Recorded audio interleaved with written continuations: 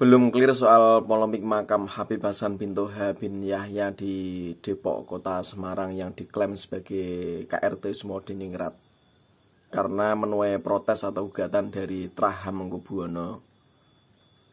Belakangan ini justru muncul makam baru dengan label bin Yahya, makam yang juga diklaim sebagai leluhur Habib Lutfi bin Yahya.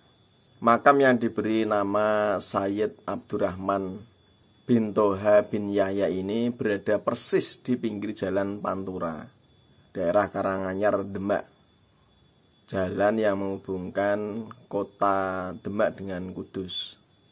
Melihat dari lokasinya ini sangat strategis ya, karena berada persis di pinggir jalan yang setiap hari dilintasi ribuan kendaraan. Belum banyak yang mengulas makam ini karena ini termasuk makam yang baru ditemukan belum lama ya. Dan bangunan makamnya masih sederhana. Di situ juga dipasang spanduk atau MMT yang menginformasikan kepada masyarakat bahwa di situ ada makam Sayyid Abdurrahman bin Toha bin Yahya, dan diumumkan akan dibangun makam tersebut dengan menggalang donasi atau infak dari masyarakat. Jadi melihat dari info pengumuman di MMT itu ada rencana ya, proyek untuk membangun makam tersebut. Tidak jelas ya, itu makam itu berada di komplek lokasi lahan siapa ya, apakah lahan pribadi, tapi melihat dari lokasi posisinya itu persis di pinggir jalan, bisa jadi atau kemungkinan itu juga merupakan lahan pemerintah atau masuk lahan jalan ya. Sehingga kalau ke depan ada proyek pelebaran jalan, itu makam tersebut juga terancam. Karena sudah ada plangnya, otomatis sudah banyak masyarakat atau pengendara yang kebetulan melintas di situ untuk mampir dan berziarah di makam tersebut. Nah, Sayyid Abdurrahman bin Toha bin Yahya ini siapa? Kita tunggu saja cerita-ceritanya. Biasanya setelah kemunculan atau penemuan makam, setelah itu biasanya disusun cerita-cerita atau sejarah bahkan keramat tentang pemilik makam tersebut. Nah, yang membedakan dengan makam bin Yahya sebelumnya seperti di Kota Semarang, makam Habib Hasan bin Toha bin Yahya, makam yang baru ditemukan belum lama ini tidak menggunakan gelar Habib pada plang yang dipasang. Di situ ditulis gelarnya Sayyid Abdurrahman bin Toha bin Yahya, jadi tidak memakai gelar Habib. Nah, apakah ini ada kaitannya dengan polemik gelar Habib? Kita tidak tahu ya. Tapi entah itu mau pakai gelar Habib atau Sayyid, yang jelas ini masih menggunakan marga bin Yahya di belakangnya. Yang kita heran itu, mengapa di negeri ini begitu mudahnya orang membuat makam aulia, dan masyarakat seakan tanpa sedikit pun memasang rasa curiga terhadap kebenaran makam tersebut. Ya, ini mungkin karena tradisi pengkultusan di masyarakat kita itu yang sangat kuat ya. Jadi ketika ada rencana pembangunan makam dengan label wali, masyarakat itu biasanya menyambut positif, bahkan mendukung pembangunan tersebut dengan mengerahkan tenaga sampai harta, karena merasa senang, merasa bangga, merasa percaya diri bahwa di kampungnya ada makam wali, ada makam Habib, ada makam keturunan Rasulullah. Makanya kenapa pembangunan makam-makam yang diklaim sebagai aulia dimanapun nyaris tidak ada atau jarang sekali terjadi pertentangan atau konflik dengan masyarakat, meski itu makam palsu sekalipun. Ya, seperti makam Sayyid Abdurrahman di Jalan Pantura ini, seolah tidak ada warga yang menolak atau memprotes keberadaan atau pembangunan makam tersebut. Pola penemuan makam bin Yahya di Demak ini mirip dengan pola penemuan makam-makam Habib sebelumnya, yaitu ujuk-ujuk ditemukan atau tiba-tiba ditemukan. Yang membedakan hanya riwayat makam tersebut, apakah tadinya itu sudah ada namanya, kemudian diganti dengan nama Habib, atau sebelumnya memang tidak ada namanya. bahkan lahan kosong atau tidak ada makamnya. Kemudian diberi nisan baru dan dilabeli dengan nama yang diklaim sebagai wali. Ini masyarakat harus jeli ya, harus hati-hati dengan kemunculan atau penemuan makam-makam baru yang diklaim sebagai makam wali dimanapun. Karena sudah terbukti, sudah teruji ternyata banyak yang palsu. Ini harusnya membuat masyarakat itu lebih waspada, lebih skeptis ketika ada orang yang mau membangun makam atau menemukan makam wali kemudian mau dibangun. Itu masyarakat harus kritis, harus diverifikasi kebenarannya. Kita belajar dari pengalaman keberadaan makam Wali Songo, yakni para aulia yang berjasa dalam proses islamisasi tanah Jawa. Apakah makam mereka itu ditemukan baru? Jawabannya tidak. Makam para Wali Songo yang diziarahi banyak orang sampai sekarang itu sudah ada sejak zaman dulu. Sejak mereka wafat, kemudian dikubur. Ya sejak saat itu makamnya di situ sampai sekarang. Kalaupun ada beberapa makam ya, dengan nama sama, itu dipastikan yang asli ya satu, yang lainnya mungkin hanya petilasan. Makam Sunan Ampel misalnya di Surabaya, itu sudah ada sejak abad ke-15 saat beliau wafat. Jejak artefaknya, batu nisannya ya masih ada sampai sekarang. Meskipun sudah lewat 5 abad lebih, makamnya di situ tidak pindah-pindah. Demikian halnya makam Sunan Kalijaga dan makam-makam aulia yang lainnya. Karena begini ya, jangankan wali atau orang besar, makam orang biasa saja itu jarang yang hilang lalu ditemukan kemudian, itu jarang. Apalagi masyarakat kita punya tradisi ziarah yang sangat kuat sejak zaman dulu. Bahkan sebelum masuk Islam, itu tradisi ziarah sudah ada, ziarah ke makam leluhur. Sehingga makam-makam leluhur itu biasanya itu terawat. Makam orang biasa pun terawat oleh anak turunnya. Saya pun tahu dan tidak pernah bingung menziarahi makam-makam leluhur saya. Makam mbah saya jelas, makam buyut, canggah, wareng, sampai udeg-udeg. Itu ada semua makamnya. Dan saya tahu di mana lokasinya, namanya masih ada. Karena dirawat dan benar-benar memang makam itu ada. Lah ini makam wali, makam tokoh besar, kok sampai baru ditemukan? Itu logikanya di mana?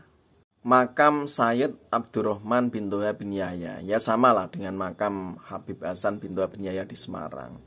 Itu kalau memang leluhurnya Habib Lutfi bin Yahya, mungkin ketemu mbah atau buyut ya, berarti kan belum lama, baru berapa generasi saja, baru mungkin kisaran puluhan sampai seabad lah, 100-an tahun paling lama. Ya mungkin sezaman dengan Mbah Hasyim Asy'ari. Berarti kan baru. Nah pertanyaannya, apakah saat dimakamkan dulu itu keturunannya tidak tahu? Kemudian tidak ada saksi yang menyaksikan pemakamannya, tidak ada santri atau pengikutnya, bahkan tetangga pun tidak ada yang mau memakamkannya. Kok sampai tidak ada yang menceritakan secara turun-temurun dari warga sekitar tentang tokoh tersebut?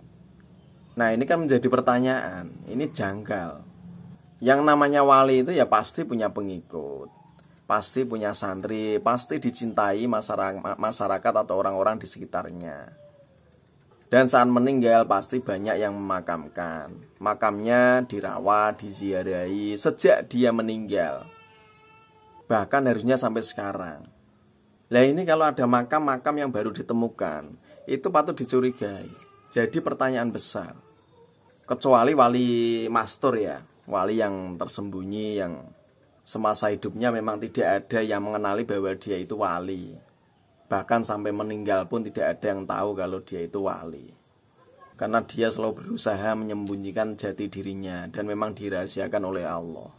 Tapi kasus seperti itu kan jarang sekali ya. Makanya kita ambil contoh yang umum saja. Kalau makam tokoh atau ulama pejuang yang itu punya kontribusi besar terhadap syiar agama Islam, itu umumnya tak pernah hilang, pasti terawat.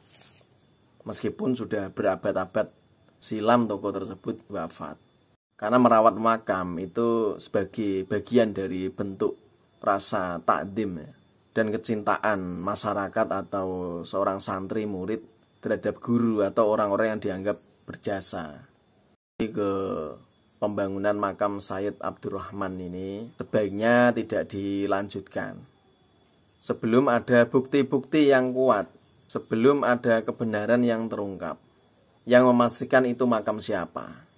Apalagi itu makam sendirian ya, bukan di komplek pemakaman umum. Biasanya kalau ada makam wali itu di sekitarnya, di kompleknya juga ada makam. Entah itu makam keluarganya, anak turunnya, atau santri-santri dan pengikutnya. Nah, ini makam sendirian di pinggir jalan pula. Jalan ini dari dulu sudah ada. Sejak zaman kolonial sudah ada jalan itu. Jadi logikanya sembarangan banget orang dulu memakamkan orang, apalagi wali kok di pinggir jalan itu. Di tempat yang tidak semestinya. Kayak ngubur hewan atau kucing saja. Asal-asalan. Wali ya harusnya dimakamkan di tempat yang jauh dari kebisingan, agak jauh dari jalan, di tempat pemakaman umum atau tempat pemakaman keluarga. Kalau itu makam wali, kenapa tidak ada yang peduli dari sejak dulu Sayyid Abdurrahman itu wafat sampai dibiarkan telantar sampai sekarang? Padahal itu akses jalan raya besar, tempat lalu lalang kendaraan dan pusat keramaian. Kalau itu makam wali ya otomatis sejak dulu, sejak dia wafat itu sudah banyak yang peduli. Jadi masyarakat sekitar harusnya mempertimbangkan lagi untuk meneruskan atau menghentikan pembangunan makam tersebut. Di samping harus dipastikan keaslian makam tersebut milik siapa, masyarakat harus menimbang keberadaan makam tersebut apakah nantinya akan memberikan manfaat bagi masyarakat dan umat Islam, ataukah justru membawa maldorot. Dan ini pemerintah atau pihak PU harusnya mengecek ya, apakah itu masuk lahan pemerintah atau tidak. Kalau masuk lahan pemerintah karena berada di pinggir jalan, itu harusnya tidak boleh ada pembangunan. Karena kalau dipaksa membangun makam di atas tanah pemerintah, pasti nantinya akan lahir konflik. Karena jalan itu milik umum, milik masyarakat.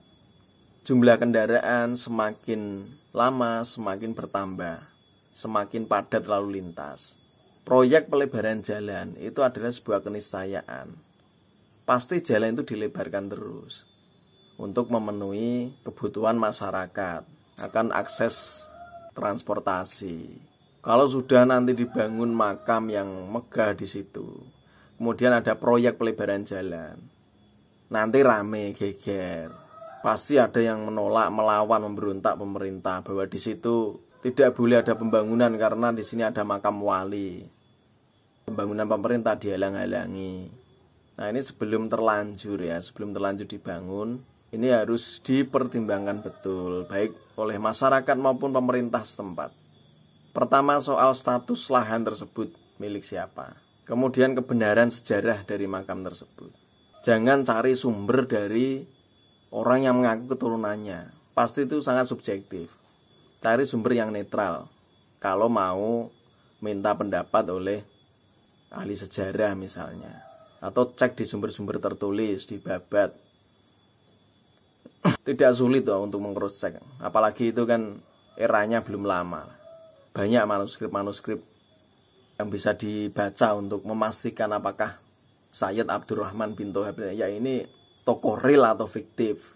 Apakah benar-benar dia dulunya tinggal di daerah Demak dan dimakamkan di pinggir jalan Pantura itu. Sebelum terlanjur dibangun, sebelum makam itu ramai diziarahi orang dan diholi, dibuatkan acara, dan pastinya itu akan mengundang kemacetan karena berada di pinggir jalan raya.